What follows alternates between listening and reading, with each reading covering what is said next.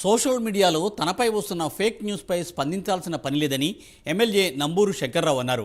Social మీడియాలో body షేమింగ్పై నీచంగా troll చేశారని మండిపడ్డారు. వైసీపీ నేతలు కార్యకర్తలు ఉద్రేకంతో ఉన్నా తానే కంట్రోల్ చేశానని అన్నారు. కట్టుకథలను నమ్మే పరిస్థితుల్లో పెదకూరుపాడు ప్రజలు లేరని స్పష్టం చేశారు. సామాజిక సమీకరణాలతోనే నరసరావుపేట ఎంపీ స్థానాన్ని బీసీలకు కేటాయించారని అన్నారు. ఎంపీ అభ్యర్థిగా అనిల్ కుమార్ను ప్రకటించడం సంతోషదాయకంగా ఉందని అన్నారు. రాబోయే ఎన్నికల్లో గెలిచి తీరుతామని ఆయన ధీమా వ్యక్తం చేశారు. ఈ వదంతుల గురించి నేను పట్టించుకోవాల్సిన అవసరం లేదు. దమ్ముంటే నేను సంక్షేమం మీద, అభివృద్ధి మీద నా ప్రజలకి నేను మమేకం అయ్యాను. నేను అందరికీ నేను చేసే పద్ధతులన్నీ నేను వెళ్తూ ఉంటాను. మీకేమన్నా దమ్ముందా?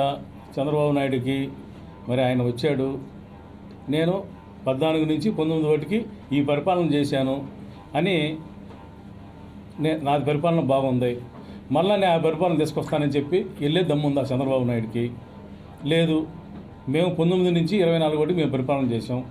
సంక్షేమం, అభివృద్ధి ఈ రెండింటి మీద మేము వెళ్తాం. మాకు దమ్ముంది, మేము ఇది చేసాం, సంక్షేమం చేసాం, మళ్ళీ మేము అభివృద్ధి చేసాం, ఇది ఇంకా చేస్తామని చెప్పి మేము వెళ్తాం. మీరు ఈ మాట మీద చెప్పే దమ్ముందా మీకేమన్నా? చంద్రబాబు నాయుడుకి కానీ ఇప్పుడు మాట్లాడే వాళ్ళకి కానీ ఎవరికైనా సరే మేము అభివృద్ధి సంక్షేమం మీద వెళ్తానికి మేము సిద్ధమయ్యాం. మీరు చెప్పండి అదే మాట. 14 నుంచి 19 వరకే పరిపాలన మళ్ళీ తిరిగిస్తామనేమో చెప్పండి. లేదు ఇంకా ఏం బెటర్గా చేస్తామో చెప్పండి, ఇది చేస్తామని చెప్పండి.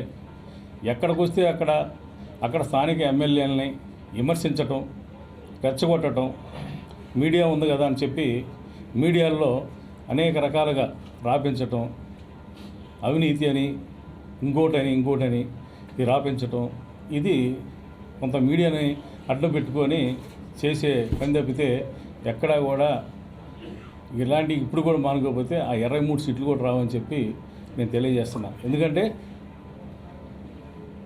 నేను ఎందుకు మాట్లాడుతున్నానంటే ఇక్కడికి వచ్చినప్పుడు కూడా చంద్రబాబు గారు కానీ లోకేష్ గారు కానీ నా మీద కూడా కొన్ని అసభ్యకర వ్యాఖ్యలు చేయడం జరిగింది. సరే చేశారు. నేను వస్తే మా ప్రభుత్వం వస్తే రోడ్డు వేపిస్తానని కూడా చెప్పాడు లోకేష్. మరి అది కూడా నాయకులు చెప్పుకోవడం చేతకాలేదు వాళ్ళకి. మేము ఆల్రెడీ రోడ్డు శాంక్షన్ అయ్యి రోడ్డు వర్క్ జరుగుతుంది అప్పటికి ఆల్రెడీ స్టిల్. అవగాహన లేకుండా అంత నాయకులు, పెద్ద నాయకులు కూడా అవగాహన లేకుండా మాట్లాడుతున్నారు అంటే మరి దాన్ని వాళ్ళకి